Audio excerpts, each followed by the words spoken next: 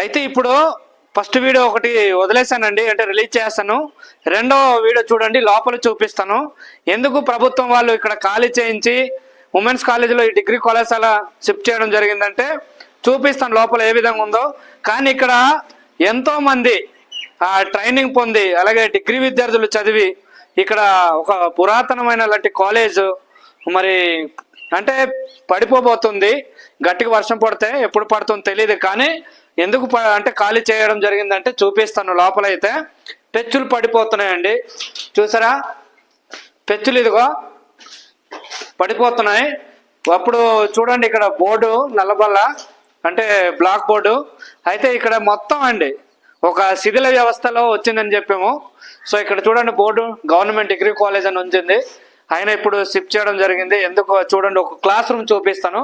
బయట ఒకసారి చూడండి, అది ఎంతో చక్కగా ఉన్న బిల్డింగ్ ఇప్పుడు ఒక ఆలగే అంటే ఒక శైవలాగా అక్కడ వచ్చేసి నాచు పడిసింది.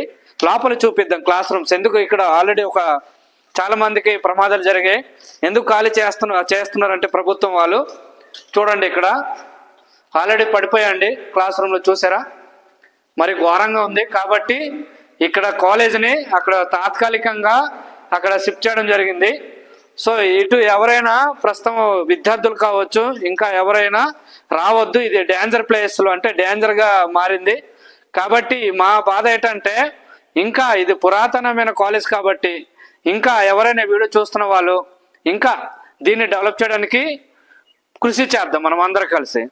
ఒక లైక్ షేర్ కామెంట్ చేయండి. ఫ్యూచర్లో దీనికన్నా బెటర్గా కట్టేటట్టు మీరు అందరూ ప్రయత్నం చేయండి. ఈ వీడియో అందరినీ షేర్ చేయండి. ఎంతో మంది చదివి ఒక మంచి ప్రయోజకుడు జాబ్స్ బిజినెస్ ఎంతో చక్కగా 10 మందికి తీర్చిదిద్దిన కాలేజ్ అండి.